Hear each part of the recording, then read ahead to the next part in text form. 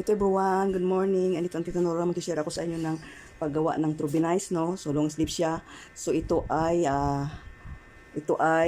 gamit ay tape measure. Hindi ako gagamit ng L square kundi tape measure. So ang kanyang sukat ay kapag gagawa kayo ng pattern, gawa kayong Trubinize, ito ginawa kong Trubinize, hindi ko lang napicturan dahil ang length niya ay 28. So ito yung length, ang haba ng yung gagawin ay 28. Ang kanyang shoulder ay 17. Ang back length niya ay 18. Ang kanyang sleeve length ay 23. Ang chest circumference niya ay 38. Ang cups ay 9.5. So, ayan siya. So, start na tayo. Ayan. So, kapag kayo gagawa ng pattern, gagawin na kayo ng rectangle. So, ang rectangle, ang lapad niya ay 1/2 ng yung breast circumference or chest circumference plus 3. At ang haba naman ay yung haba ng iyong shirt or polo or Trubinize. So, ayan siya. So, ayan. Ngayon, so ito na. Hindi na ako nagano ito na yung kabuuan. So, ang kuwan ganito ay 38. So, ito ay mag 22 lang. 22 ang kanyang luang. So, ngayon, hatiin natin yan. So, ayan na natin no? Ang susunod natin gagawin ay kukunin natin ang kanyang armhole depth. So, ang armhole depth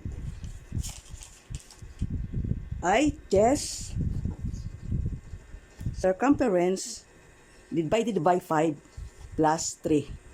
Ito siya. So, 38 divided by 5 equals 7.6 plus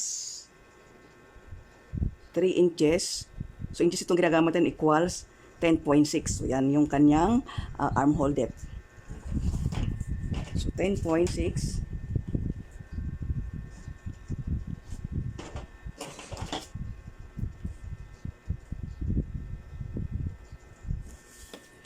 10.6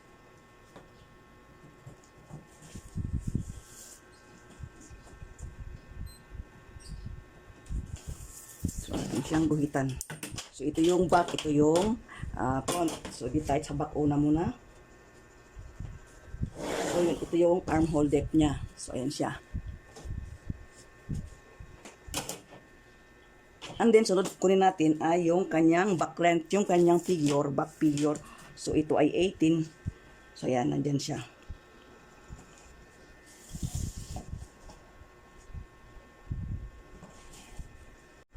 So, ayan. So, ito yung waistline. Ito yung armhole depth niya. Ito rin yung bust niya. So, ang susunod natin ay kukunin natin yung kanyang neck opening. So, ang neck opening niya ay chest circumference divided by 12. So, dito tayo. So, 36 divided by 12 equals 3. 3 siya. So, dapat meron kayong ganito. So, 3.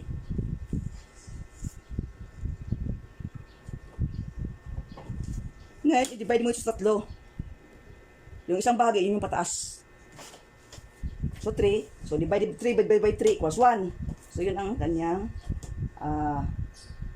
point. Tandaan doon. Ayun.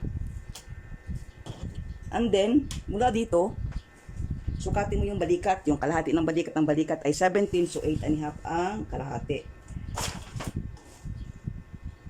8.5. Yun. Baba ka ng 3/4 an inch. Yan. And then, guhit. Yan siya. 3/4 an inch. And then, ayan siya. Yan yung ano niya. Yan yung kanyang kalahati ng balikat at yung taas doon. So, ayan siya. Ngayon, ang gagawin natin dito, extend natin ng 1/2 inch yan. 1/2 inch. So, ayan siya. So, ito naman ang magiging ating crossback. Ayan siya.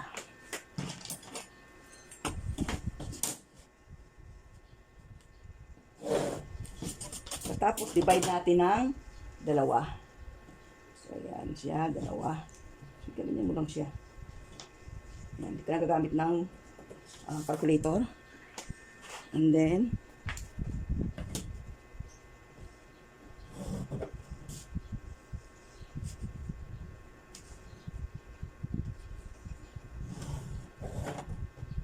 ayan na yung kanyang armhole. Talagatin ng shape ang tagiliran. So, ito, minus kayo ng half inch dito sa biwang. At tapos, taas kayo ng mula dito sa hem. Yung line, taas kayo ng 2 inches. So, bago natin kurtihan.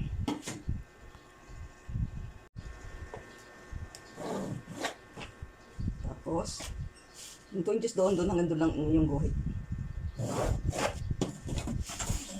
Ayan. Siya. Tayo sa back. Dito naman tayo sa front. Sa front tayo. Ayan. Sa front, pareho din. No? Divide mo ng ang bust, circumference o chest circumference ng 12 equals 3. So, ayan siya. 3. Ganon din dito sa kung ano yung laki noon, ang neck opening din ang down niya. Ayan. And then, portihan.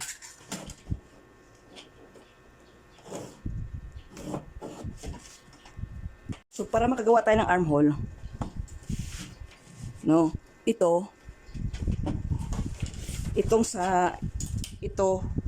gagawa muna tayo ng kudrado na ganyan dito sa harap. So, ang harap, kung ano ang laki noon, ang laki niyan, magbabawas tayo ng half inch. So, halimbawa, ang laki nito ay 8.5. So, dito, gagawa tayo ng 8 lang. Kasi minus natin yung kanyang half inch ang ating ima-minus.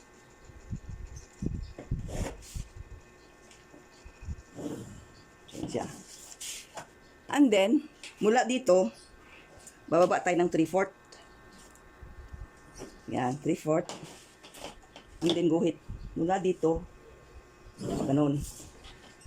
And then, sukatin natin itong balikat na ito. Kung ano yung lapad niyan.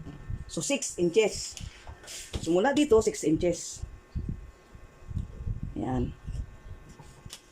Ayan siya, 6 inches. And then, saka natin siya guhitan. Pa ganyan. So, kung gusto nyo, ito, i-divide nyo sa 3. Ayan, 3. So, 3 and 4. So, nandoon yung alyok.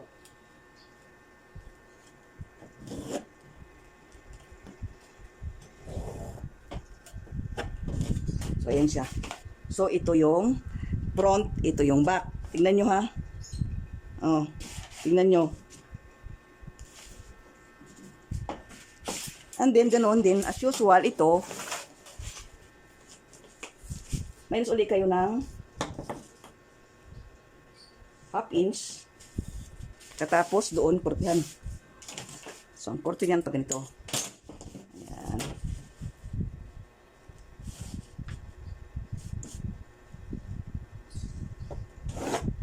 Then, ganun.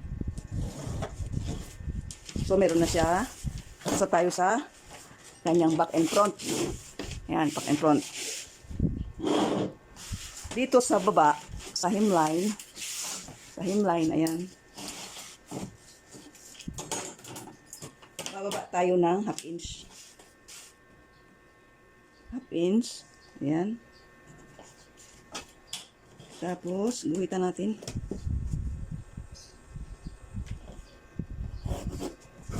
Tapos, pag ganyan. Ito yung baba, ito yung harap, ito yung likod.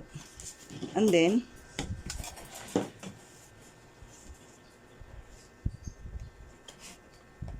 Wait lang pa ganyan. Ayan. Pinaka-amboy style niya yan. Doon doon sa likod.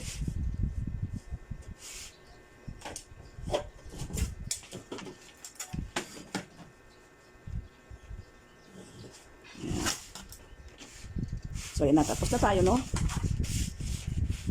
Sa ating pattern. So, ngayon, ang polo or Trubinize ay nandito sa baba ang kanyang balikat.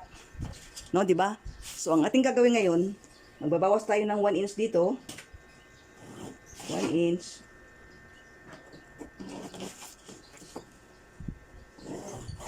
At idadaglag natin doon sa likod.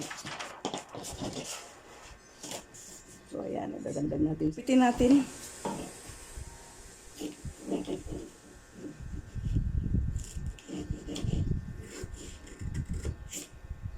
So, ayun. Tinanggal natin yung doon, 1 inch sa balikat niya ng harap. Inilagdag natin dito sa likod. No? Sa likod. Ayan. Ngayon, may pitch naman ang likod nito. So, bababa tayo dito ng 4 inches. Para makuha natin ang yoke, no? 1, 2, 3, 4, 5, 6, 4. Dito, 1, 2, 3, 4. So, ito lang. Ayan siya.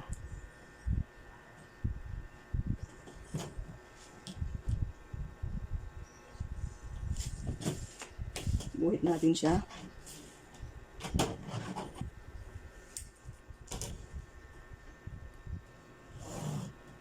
So, ito yung pinaka-yoke niya. Atin siyang i-extend ng 1 inch para sa pitch niya.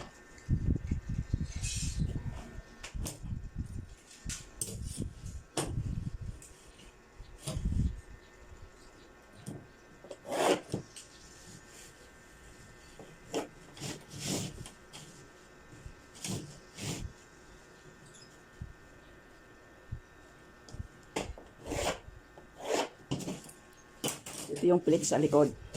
Ayan. And then, pagdating dito, sukat kayo ng 1/4. Ayan, 1/4. Ayan. Tapos, 3 inches dito. 3 inches dito. 1/4 baba, 1/4. And then, ganyan. So, ito may bawas, ito wala. Itong kanyang pinakayok. Baba tayo ng 4 inches. Extend ng 1 inch. So, ayan siya ang likod. Dito naman sa harap, kailangan natin ng button. Para sa botones. So, sukat tayo ng 1/2 inch.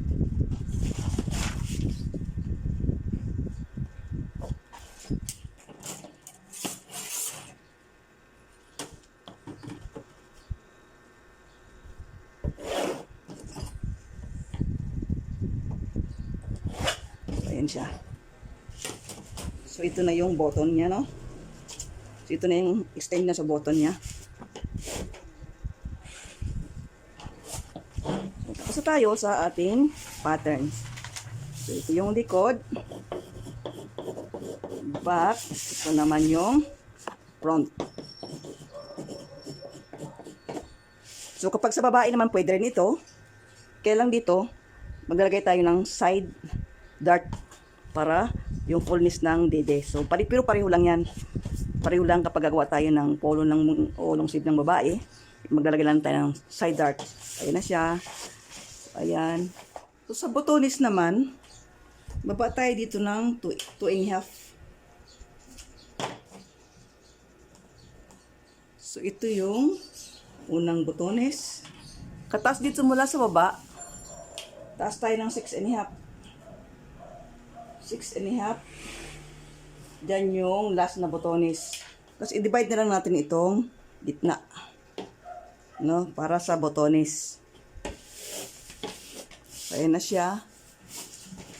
Oh.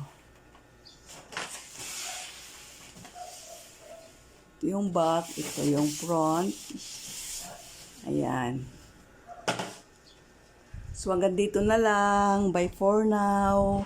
Please like and share. I-share nyo para yung kapwa nating Pilipino din na gustong matuto sa paggawa nito, sundan nyo lang ito. Napaka very easy. Ito ay ang gamit ay hindi roller kundi yung tape measure. So bye for now. God bless everyone. Have a good day.